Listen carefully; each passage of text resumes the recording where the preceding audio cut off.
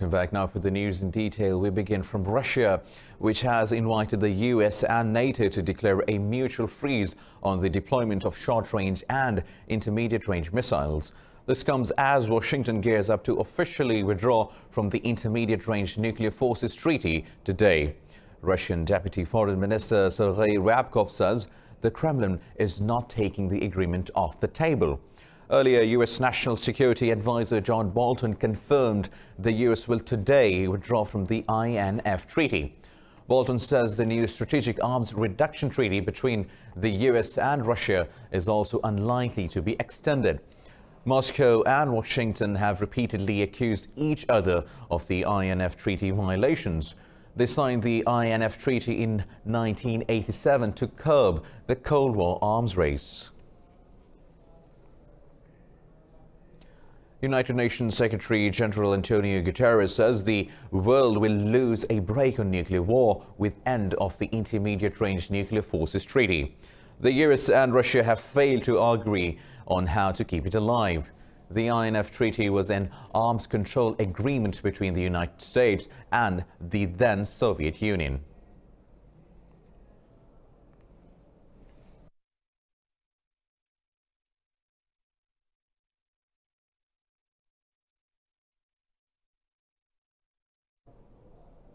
Now, Russia says the United States is looking for a pretext for a large-scale military clash in the Persian Gulf. Russian Foreign Ministry spokeswoman Maria Zakharova says aggressive U.S. rhetoric against Iran aims to trigger an active conflict. In a press conference, Zakharova criticized Washington's move to create a naval mission in the Strait of Hormuz. Zakharova also took an aim at Britain, saying it wants to manipulate information in cyberspace for military and political purposes. Commenting on recently imposed British curbs on the Russian media, she accused London of taking its anti-Kremlin policies to new heights. Moving on, South Korea claims North Korea has fired 2 more missiles into the East China Sea, the second such test launched this week. Seoul's Director of National Security, Chung Ae-yong, said the projectiles appear to be a new short-range ballistic missile. Chung urged Pyongyang to halt the tests, saying they undermine efforts to ease military tensions in the Korean peninsula. Britain, France and Germany have urged North Korea to take steps to complete the denuclearization.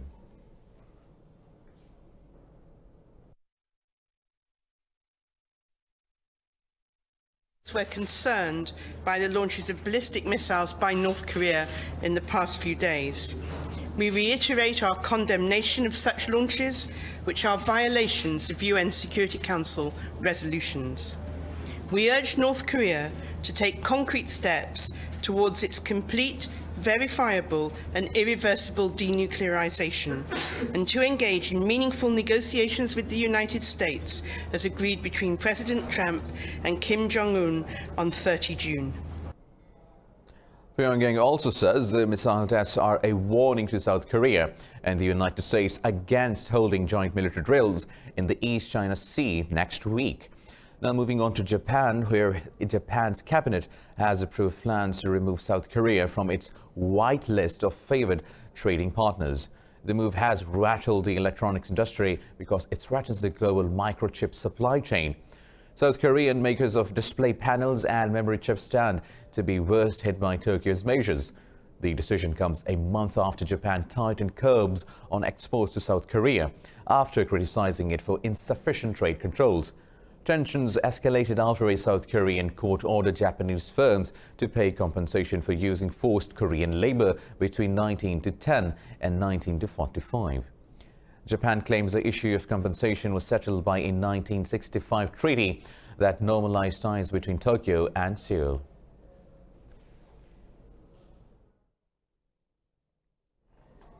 Moving on now, the Syrian government has agreed to a truce in the northwestern region of Idlib. The state media says the ceasefire is conditional on the implementation of a buffer zone agreed by Turkey and Russia last year. Now, the announcement came at the opening of the 13th round of the international talks to resolve the war in Astana, Kazakhstan. Iran, Turkey and Russia, with representatives of the Syrian government and opposition, are taking part. Russian envoy to Syria, Alexander Lavrentyev, has welcomed the move and says rebels should now honor previous peace agreements. Idlib is the last major rebel bastion in Syria after 8 years of war. Now in Sudan, at least 4 people have been shot dead at a protest rally in the city of Omdurman. They were demonstrating after protest leaders called for a 1 million persons march in response to the killing of 4 students earlier this week. A top Sudanese general held a paramilitary force responsible for the students' deaths. General Jamal Omar says members of the Rapid Support Force guarding a bank opened fire at the protesters out of fear. State media says the personnel responsible for the attack have been sacked and handed over to the authorities for trial. Now, Egypt says it is committed to a 2-state solution in Palestine, with East Jerusalem as the Palestinian capital. President Abdel Fattah al-Sisi met US President Donald Trump's advisor Jared Kushner in Cairo to discuss Washington's plan for Israeli-Palestinian peace. The US envoy is on a regional tour to gain support for the peace plan to end the Israel-Palestine conflict through investments. But Palestine has already rejected the plan.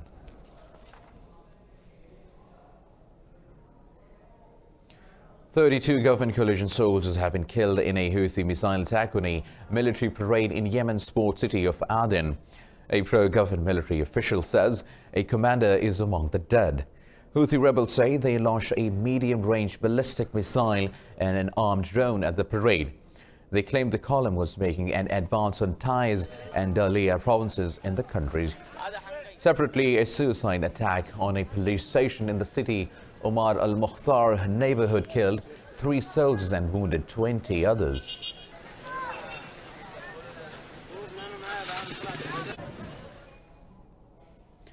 European Union nations will vote today to choose a consensus candidate to head the International Monetary Fund. Earlier, EU members extended Thursday's deadline so Britain can put forward its candidate. Dutch Jeroen Dijsselbloem, Spain's Nadia Calvido and Portuguese Mario Centeno are among declared candidates. Finland's Olli Rehn and Bulgaria's Kristalina Georgieva will be joined by a British candidate if London nominates one.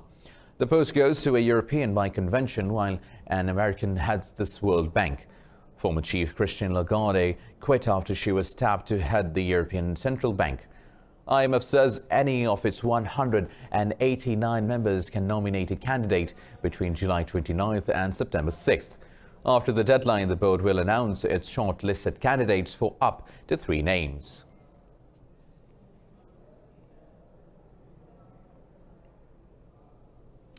Now, thousands of people have been evacuated from a British town after part of a dam wall collapsed in floods. Engineers are pumping water from Todbrug Reservoir amid fears it could burst and swamp Valley Bridge in Derbyshire. Police told more than 6,000 residents to leave the area with their pets and medical supplies. UK Environment Agency also issued a life-threatening flood warning for the River Goyet below the reservoir. This came after heavy rain in the last couple of days led to flash floods across northern England. Most roads and railways have also been blocked by the flooding.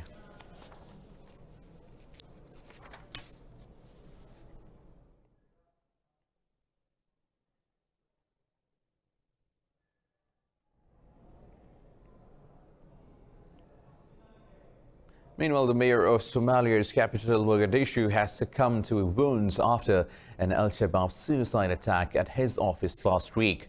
The attack also claimed the lives of 6 others. Mayor Abdurrahman Omar Osman was airlifted to Qatar for treatment after the July 24th attack.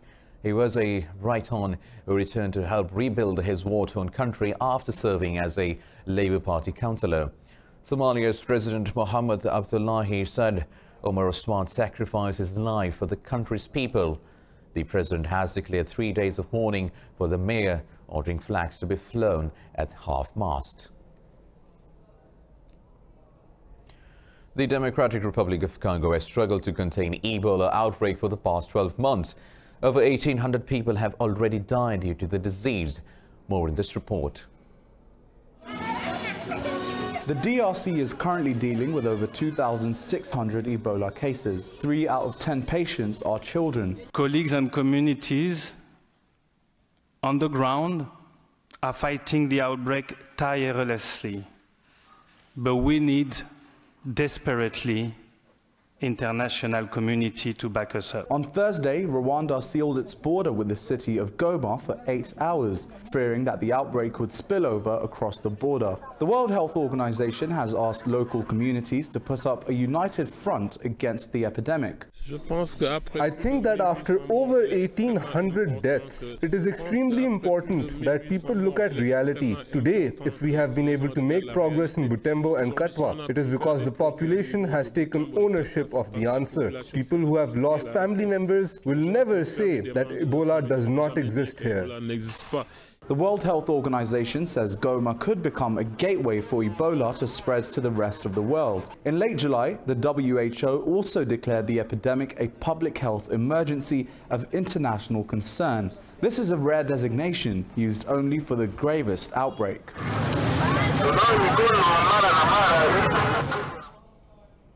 Coming up next in the Bulletin.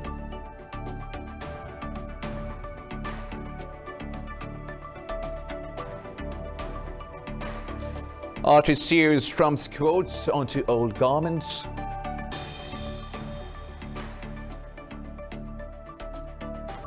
First female jockey to win while wearing a hijab.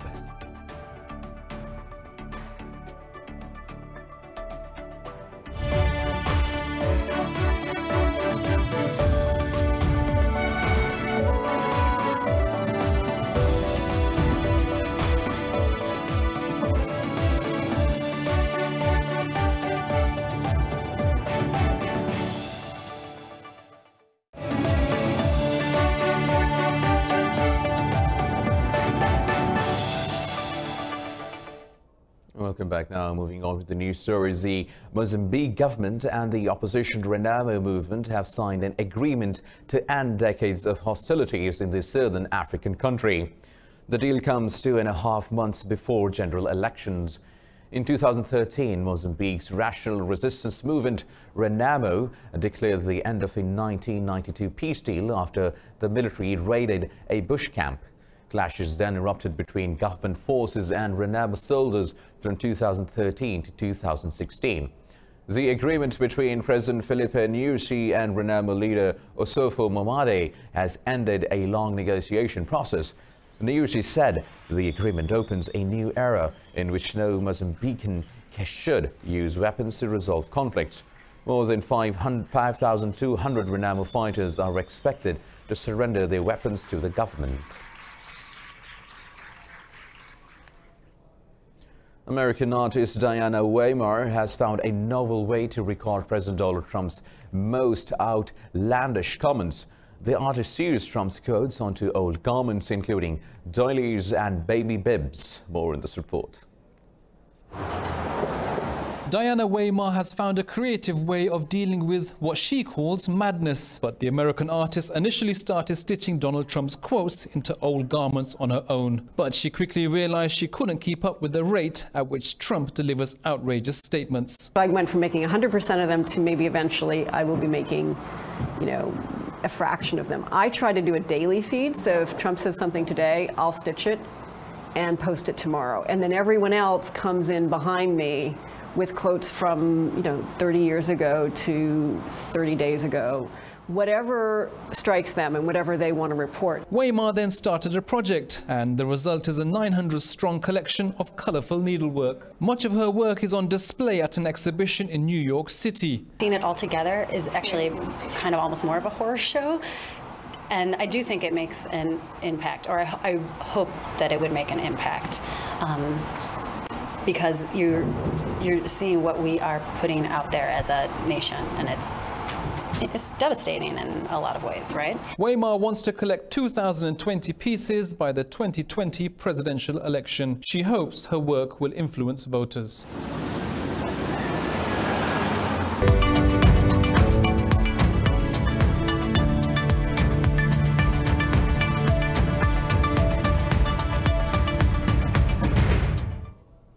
Now, stock markets across Asia have slumped after US President Donald Trump slapped fresh punitive tariffs on China.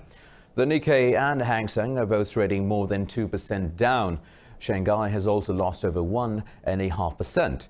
The Kospi is down 0.75% after Japan formally dropped South Korea as a preferential trade partner. Oil jumped in Asia trading, with Brent and US futures gaining 2%. Earlier, the Dow Jones Industrial Average closed more than 1% down after Trump's surprise tariff announcement. The S&P 500 and Nasdaq also lost ground.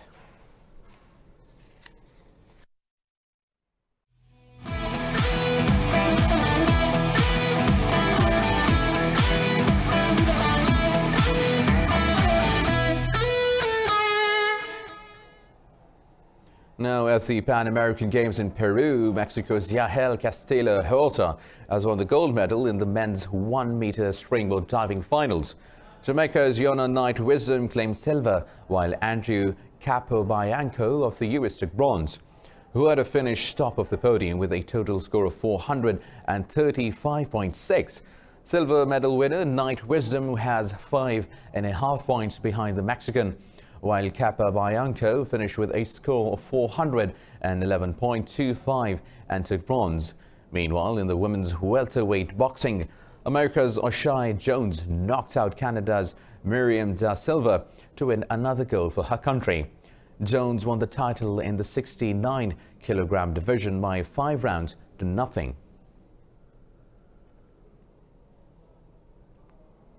Steve Smith scored a useful 144 to help Australia to 284 in the first innings of the opening Ashes Test. Australia got into difficulty before Smith intervened and came to their rescue. Smith scored a century as teammates fell away. But despite his century, the day belonged to the host, who outclassed every Australian batsman except Smith. England did all this damage without the help of star fast bowler Jimmy Anderson. Stuart Broad carried his form and took 5 wickets for 86. Chris Vokes, also in great form, sent 3 batsmen to the pavilion while conceding 58 runs. England played 2 overs before the day ended and are 10 for no loss.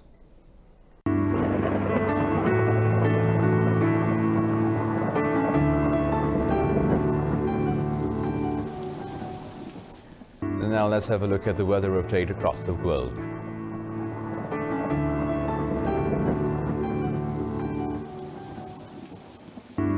Show you the weather Due to some technical difficulties, we are unable to show you the weather update. We'll make sure we show you the next bulletin. For now, that's all for now. For more news and updates, keep watching Indus.